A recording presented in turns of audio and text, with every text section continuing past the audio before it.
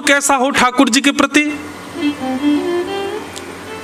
यदि पता चल जाए कि वो इतना नाम जप करते हैं तो लोभ जगे, मैं उनसे ज्यादा करूंगा। ये लोभ अब संसार में है तो फिर विषय बन जाता है, ठाकुर जी की भक्ति में आ जाए तो यही प्रेम लक्षणा भक्ति बन जाता है। अब यहां पर जो शब्द प्रयोग किया गया लालसा, लालच, लालच अच्छा नहीं है, लालच बुरी। लेकिन यहां पर क्या कह रहे हैं, कृष्णोपासन लालसा। यदि कृष्ण की उपासना का लालच है, कथा सुनने का लालच है, वृंदावन जाने का लालच है, भक्त बंधुओं से मिलने का लालच है, तो वो लालच अच्छा है। एक प्रकार से संसार में करो तो सब विषय हैं, लेकिन ठाकुर जी के सन्मुख प्रस्तुत कर दो तो सब भक्ति है। कृष्णोपासन लालसा। नारद जी महाराज इसलिए घूमते हैं द्वारिका में कि चलते फिरते कभी ना कभी कहीं ना कहीं ठाकुर जी दिख जाएं, मिल जाएं, उनका दर्शन हो जाए। बहाने से जाते हैं द्वारिका के द्वार पर, और द्वार पर जाकर के कहते हैं भिक्षाम देहि।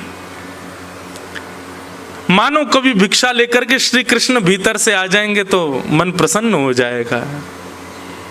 ऐसे बहाने बना करके नारद जी महाराज द्वारिका जाते हैं और द्वारिकाधीश के यहाँ जाकर के भिक्षा मांगते हैं। पर कभी तो भिक्षा लेके देवकी मैया आ जाती हैं, कभी लेके बलराम जी आ जाते हैं, कभी रोहिणी मैया आ जाती हैं, कभी वसुदेव जी आ जाते हैं, ठाकुर जी नहीं आते। ठाकुर जी तो पहले ही विचार कर लेते हैं ना, जो जिस भाव से आ रहा होगा वही भाव पूर्ण नहीं होने दूंगा। अब नारद जी तो पात्र लेके खड़े भिक्षाम देहि, और भीतर से आ रहे हैं वसुदेव जी।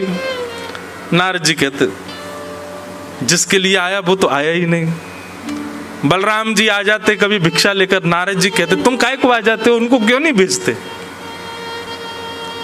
हमको उनके दर्शन की अभिलाषा है, ऐसी लालसा।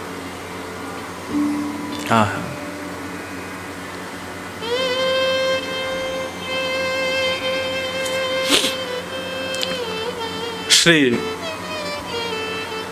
नारद जी आज जब गए भिक्षा लेने के लिए तो वसुदेव जी आए, भगवान श्री कृष्ण के पूज्य पिताजी, और भिक्षा लेकर के जैसे ही आए, भिक्षा देकर के उन्होंने नारद जी के चरण पकड़ लिए।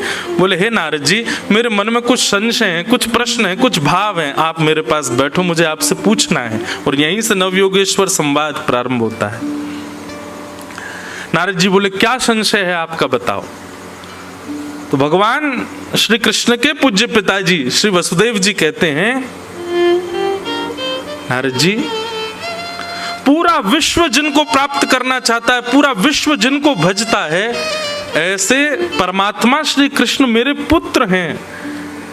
मैं चाह करके भी उनका भजन नहीं कर पाता, मैं चाह के भी उनकी आराधना नहीं कर पाता, मैं चाह करके भी उनको प्रणाम नहीं कर पाता, क्योंकि वो मेरे पुत्र हैं।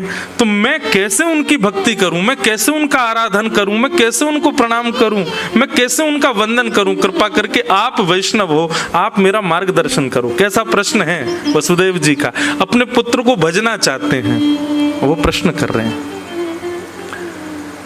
तब नारद जी महाराज कहते हैं, बोले इस प्रश्न के उत्तर में तो मैं आपको वो संवाद सुनाऊंगा जो एक बार राजा निमि को 9 योगेश्वरों ने सुनाया था।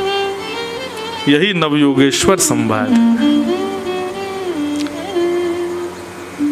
और यहीं से श्री नारद जी महाराज योगेश्वर संवाद कहना प्रारंभ करते हैं।